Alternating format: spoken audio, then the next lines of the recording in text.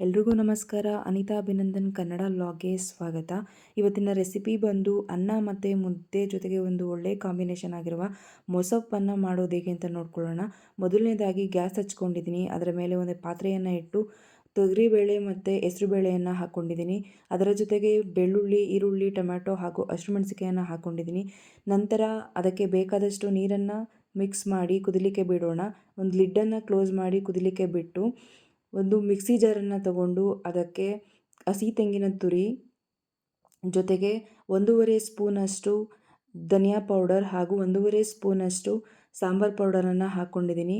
ನಂತರ ಬೇಳೆ ಮತ್ತು ಟೊಮೊಟೊ ಕುದಿಯುತ್ತಿರುವ ನೀರಿಗೆ ನಾವು ಮೊದಲೇ ಕ್ಲೀನ್ ಮಾಡಿ ಇಟ್ಕೊಂಡಿರುವಂತಹ ಸೊಪ್ಪನ್ನು ಹಾಕ್ಕೊಂಡು ಬೇಳೆ ಮತ್ತು ಟೊಮೊಟೊ ಜೊತೆಗೆ ಆ ಸೊಪ್ಪನ್ನು ಮಿಕ್ಸ್ ಮಾಡಿ ಒಂದು ಲಿಡ್ಡನ್ನು ಕ್ಲೋಸ್ ಮಾಡಿ ಒಂದು ಕುದಿ ಬರೋವರೆಗೂ, ಅಂದರೆ ಸೊಪ್ಪು ಮೆತ್ತಗಾಗೋವರೆಗೂ ಬೇಯಿಸ್ಕೋಬೇಕು. ಒಂದು ಲಿಡ್ಡನ್ನು ಕ್ಲೋಸ್ ಮಾಡಿ ನಂತರ ಬೆಂದಿರುವಂತಹ ಸೊಪ್ಪನ್ನು ಒಂದು ಸ್ಟ್ರೈನರ್ನ ತಗೊಂಡು ಸೊಪ್ಪು ಮತ್ತು ನೀರನ್ನು ಸಪ್ರೇಟ್ ಮಾಡ್ಕೋಬೇಕು.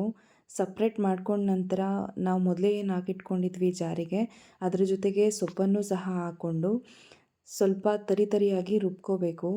ತರಿಯಾಗಿ ರುಬ್ಕೊಂಡ ನಂತರ ಹೀಗೆ ಕಾಣುತ್ತೆ ಅದು. ನಂತರ ಒಂದು ಪ್ಯಾನ್ ಇಟ್ಕೊಂಡು ಆ ಪ್ಯಾನ್ಗೆ 2-3 ಸ್ಪೂನ್ ಎಣ್ಣೆಯನ್ನು ಹಾಕ್ಕೊಂಡಿದ್ದೀನಿ.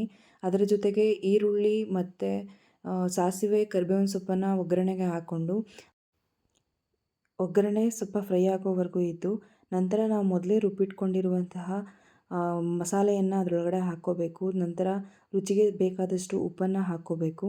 ಅದಾದ ನಂತರ ಒಂದು ಕುದಿ ಬರೋವರೆಗೂ ಚೆನ್ನಾಗಿ ಬೇಯಿಸ್ಕೊಂಡ್ರೆ ರುಚಿಯಾದಂತಹ ಮುದ್ದೆಗೆ ಮತ್ತು ಅನ್ನಕ್ಕೆ ಕಾಂಬಿನೇಷನ್ ಆಗಿರುವಂತಹ ಮೊಸಪ್ಪು ರೆಡಿಯಾಗಿರುತ್ತೆ. ಎಲ್ಲರೂ ಕೂಡ ಒಮ್ಮೆ ಟ್ರೈ ಮಾಡಿ. Thank you for watching. ಧನ್ಯವಾದಗಳು.